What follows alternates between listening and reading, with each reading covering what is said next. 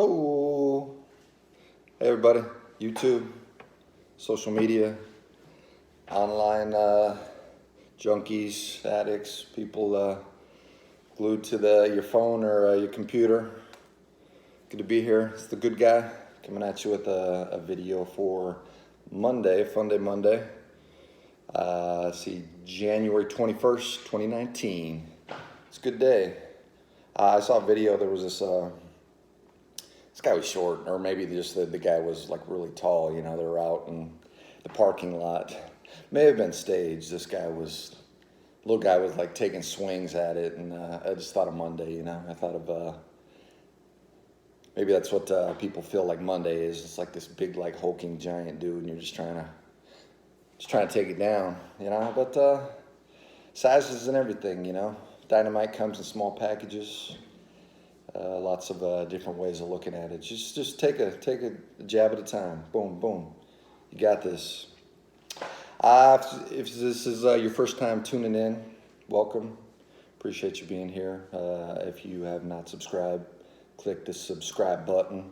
If you like what you hear, go ahead and thumbs up. If not, as always, I'm open to feedback. I'm open to criticism.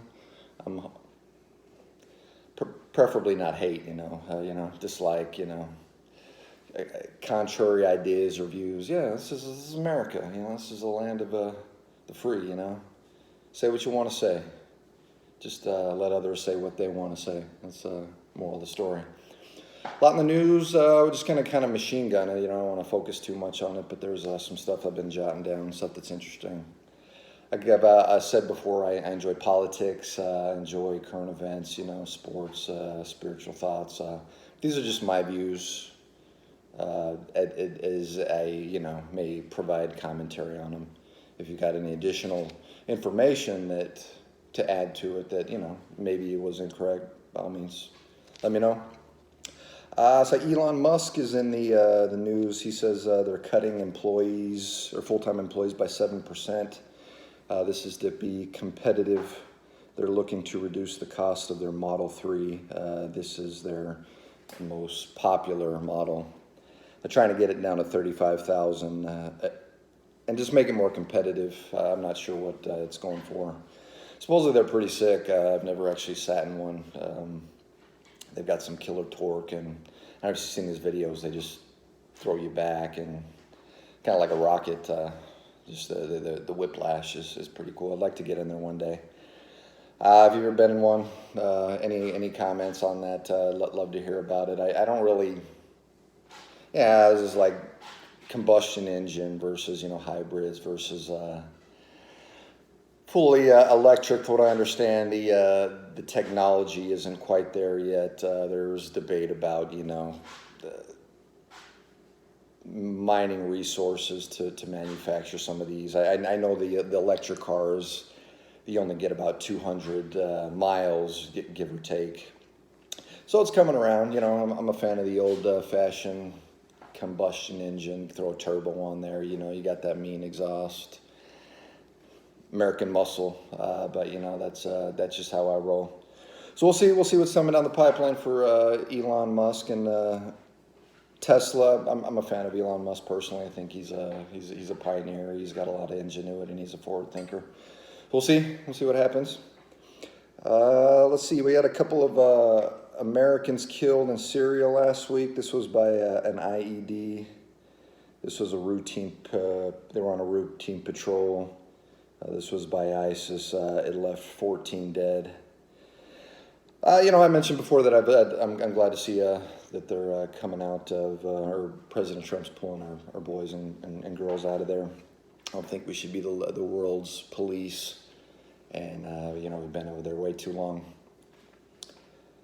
Daily Mail polled, Lord Ashcroft was his name. He said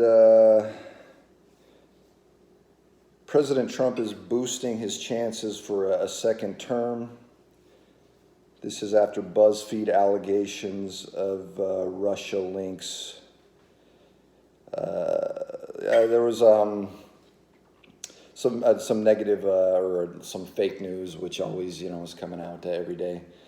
about Russian collusion, and just people are over it. And they polled, they didn't provide any numbers, but they said President Trump has surpassed expectations, and because of he's got a thriving economy, tax cuts, deregulation, he's minimizing or decreasing the size of government. He's got 2 Supreme Court justices, soon to be 3. I'll touch on that in a second here. He's got a hard line on immigration and border security. Since the last midterm, see this polled 15,000 people, so pretty large pool. And he's reshaping global trade and taking a nationalistic, anti-global approach. He's bringing back manufacturing. He's bringing back a lot of the jobs that were sent over to China, south of the border over to Mexico, and he's renegotiating trade deals with China, NAFTA. What's the other one? I don't want to throw it out there. There's a lot of them. There's a lot of acronyms out there. Can't keep up with them all. So Americans are they're looking good. There's economy booming. The unemployment at all-time low. They're always touting unemployment among minority groups, Hispanics, blacks. So that's good. And in this, he also he referenced the division. If anybody's followed politics, you've seen a clear division in the political parties, the left and the right, liberals and conservatives, whatever you want to call them. But there's an emergence of further left-leaning politicians as we're approaching the next election of 2020. And these people are just come out, full on, taking off the mask, say, hey, we're socialists, we want to take your money, we want to raise your taxes to 70%. And he said that this phenomenon is boosting Trump's chances of becoming elected because, whether everybody kind of falls on the spectrum. There's, the diehard, far right Trump supporters, and there's the far left communist, socialist people that are, doesn't matter what President Trump does, they're always going to hate him. But then you've got a large majority in the middle that are independent, center right, center left, who are going to be forced to choose, do I want to vote for a far less socialist that is just, wants to take everything I own, or do I want to go with somebody who, a lot of people, we could debate about, President Trump's tax and his personality and his ego and all that, his over tweeting, I don't want to get into that. But do they want to compromise on, a personality or, whether or not they agree with his presidentiality, if that's a word, and vote for somebody who's, making America great again, not to get cliche. So that should be interesting. It's a good point, we're just becoming more divided. And I think we've always been divided, I think this last election has just really exposed that. My personal opinion that Obama didn't unite us, but he further divided us, by, causing factions, we need to come together, stop talking about, skin, color, what's what can you provide? What kind of merit do you possess? What's the content of your character? I'll get into that in a second. So enough on that. Let's move along. This is kind of a hot topic, and I don't want to get into the politics of it. There's it's all over social media, Twitter. Covington Catholic students were confronted at the Lincoln Memorial, and there was a whole lot of chopped up video clips that have been taken out of context of these. Basically, there was a group of Catholic students. They were coming from Kentucky.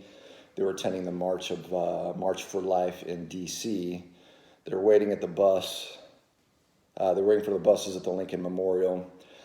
I believe it was a group of black protesters that started throwing some racial slurs and epithets at them. And so to drown out the banner, these boys started chanting some school spirit songs, and just kind of just trying to keep upbeat, and so I entered. I guess there was some. It was an Indigenous Peoples Day in DC, so there was a bunch of Native Americans there.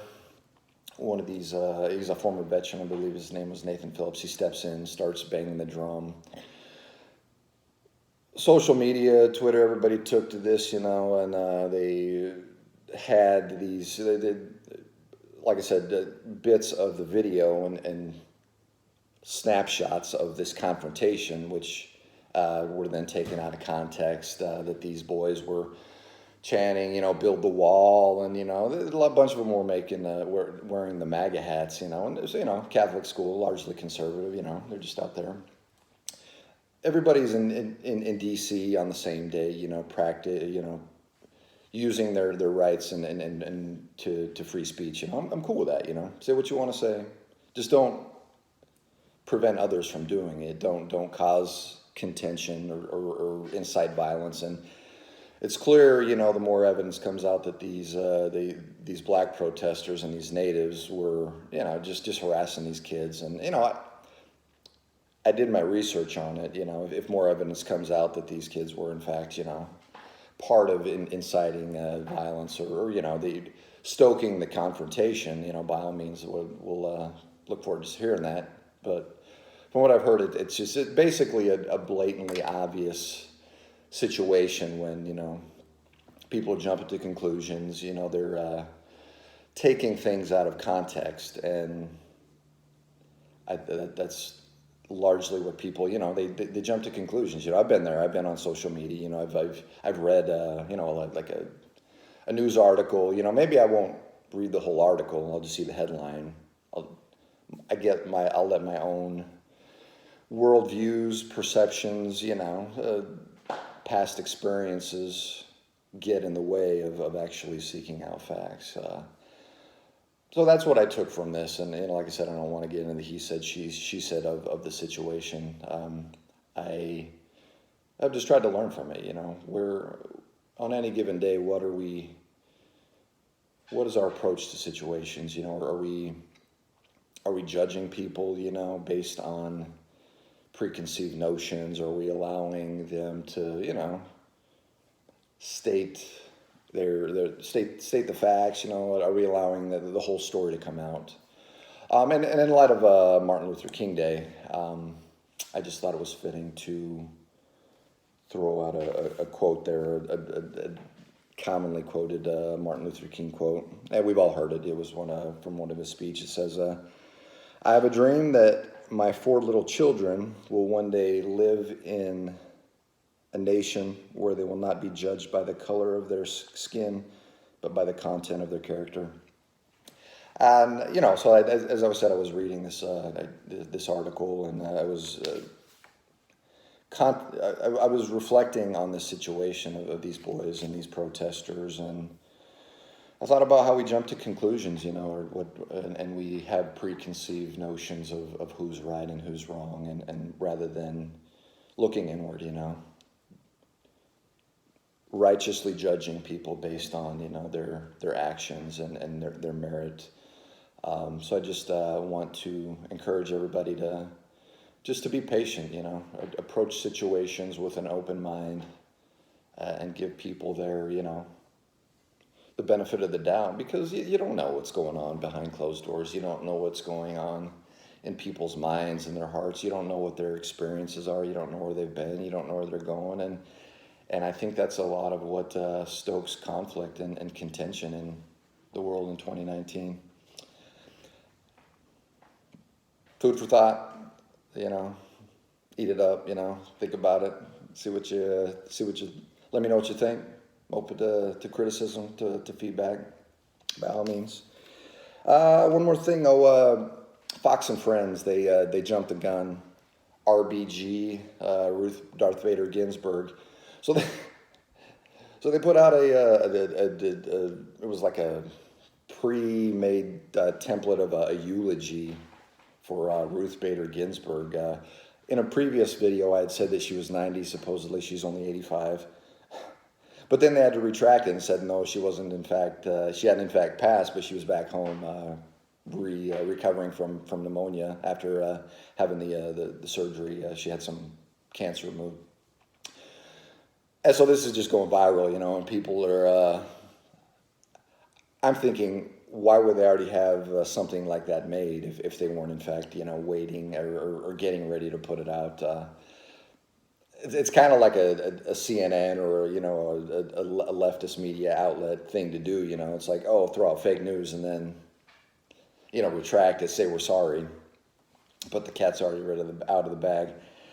And there was an article a while back. Supposedly, this and I quoted it was a Santa Monica outlet. They even back in September, they said that she was planning on retiring. Any day, we will stand by to see what else is coming out about RBG. And then just to wrap it up here with sports, we've got the conference championships that happened yesterday. Rams pulled it out in overtime against the Saints. I only got part of that. I actually just caught the end. It was the overtime. The Rams won it on a field goal. And on social media, there was all kinds of memes and haters talking about the referees. And, I mentioned before, I didn't have a dog in the fight. But, we've all been on the side of the losing side of a game, and in those situations, you're gonna have criticism of the refs, the instant replay, camera. We've all been there, we're Monday morning quarterbacks. So got any feedback on what actually happened with that game? Let me know. Pats pulled it out in overtime against the Chiefs, which was epic. Supposedly, this is the only time in NFL history where both championship games have went to overtime. But I called it. I knew Brady would pull it out. The guy's a surgeon. He had 2 minutes to take it down and send it to overtime. Good game. I personally think they should revisit or modify the overtime rules in the NFL. Take the NCAA approach where you each get one opportunity to score, If you score and they score, touchdown, you go until, somebody doesn't score, and then that's the end of the game. Life's not fair. I hate the F word because, it isn't, but at least we can put everybody on equal ground, Like, this guy can't be on roids and this guy on roids, This guy can't weigh 200 pounds. This guy, weigh 100 pounds. I'm sure you're feeling me. So that's all I got on current events, news. I always like to wrap up my videos by saying, do something that scares you. That's been my mantra lately. Yesterday, I approached a woman I had never met and straight up asked her for her phone number and asked her if I could take her out. And she was taken back. She smiled. She was in a group of people that we're all kind of taken back, but she said yes, and I got the phone number. I don't know if it's a legit phone number. I'm gonna give it a go here in a little bit, see if there's a response. But it was cool, I got my heart rate going. I did it. We'll see, We'll see what kind of outcome it leads to. Put yourself out there, talk to somebody, do something you've never done, and it's good things are gonna come. I can guarantee you that. And been good chatting with you. This is the good guy signing out here on Monday. Go get it, and I'll catch up with you soon. Hopefully tomorrow we'll touch base. Peace.